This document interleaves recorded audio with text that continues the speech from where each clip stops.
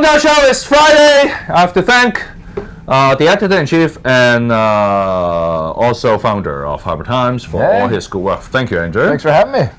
Vincent Wong, founder of Solution on Wheels.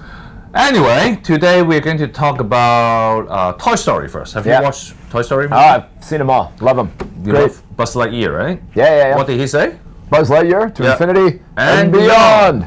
And he is not talking about the budget for scientific investment. No, right? he could be. He could be. The taxpayers' money. Taxpayers' money. Injecting into Science Park. That's to right. Infinity. To infinity and beyond. No, right? Well, I don't know about infinity, but there's some serious money coming down the pipe for the Science Park.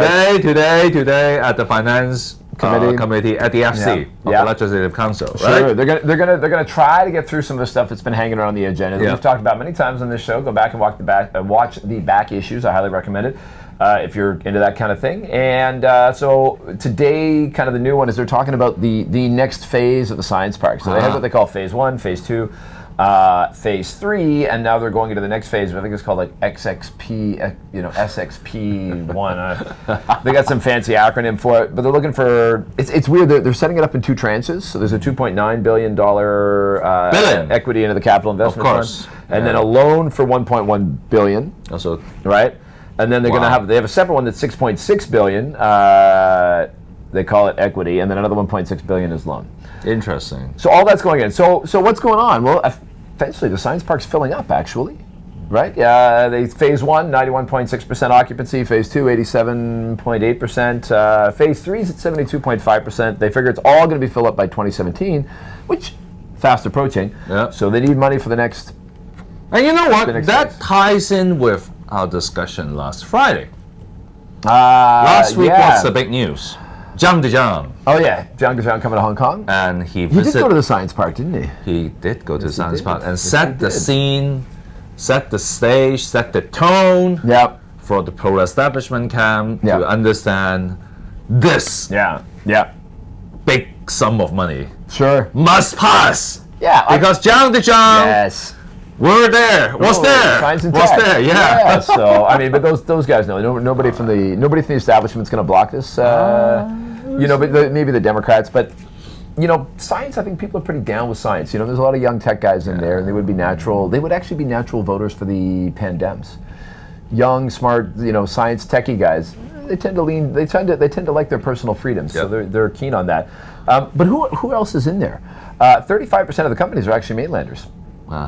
And 23% are other international, so that makes up like 58%. That's a big chunk. So a little bit less than half of the companies are homegrown, right? So, this is kind of... For the 35%, I know some of them are applying to become Hong Kong residents as well. Okay, so I guess they'll be like transformed into Hong Kong, but there's about 13,000 jobs that are being supported out there now.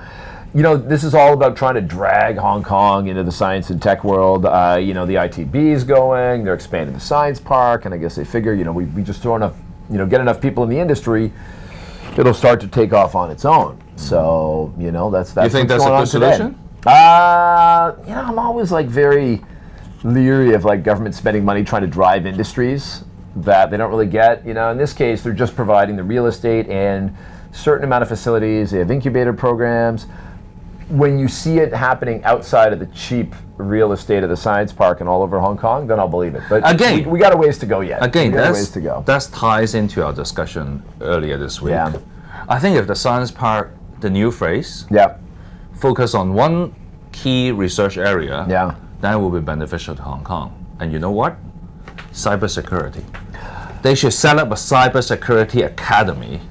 With laboratory. Yeah, well, we talked in about Science this. Park, right? Yeah, we talked about this on Monday, and it's interesting. And I spoke to another guy earlier in the week, and his company does the Internet of Things. Yeah. Which is another big area. Yeah. The thing about cybersecurity right now, we don't have enough math grads. Yeah, I know. We're not even close. We started phoning around to the universities to find out how many math grads, how many people were graduating from programs. It's like we talk about it. 23, 24 a year. I think not enough.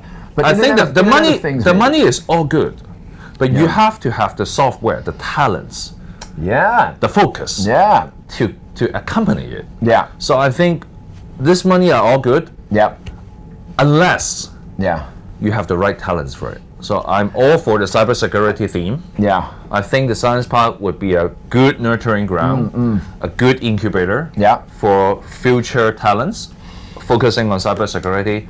That's the way to go. What? And on top of that, the mainlanders, the mainland authority, Beijing, would love to have a cybersecurity research center in Hong Kong, right? Of course, yeah. Attracting all the foreign intelligence agencies. They have the cyber insecurity in China, hacking everybody else. So they would love to have a cyber. Yeah, you see, strategically it makes sense. It does, but again, I don't know. We need more math graduates. I don't know if we have the math graduates, but here's the Internet of Things goes with Hong Kong's design and manufacturing experience. Yeah. So that might be a better match, and it might be a little bit more within our reach than cybersecurity, but ultimately it'll be the entrepreneurs who decide. So, what do you think about my solution? Having more talents and math genius or geeks to come to Hong Kong and work with the science park? Do you think this is a good idea to accompany the big money that very likely will be approved by the finance committee today?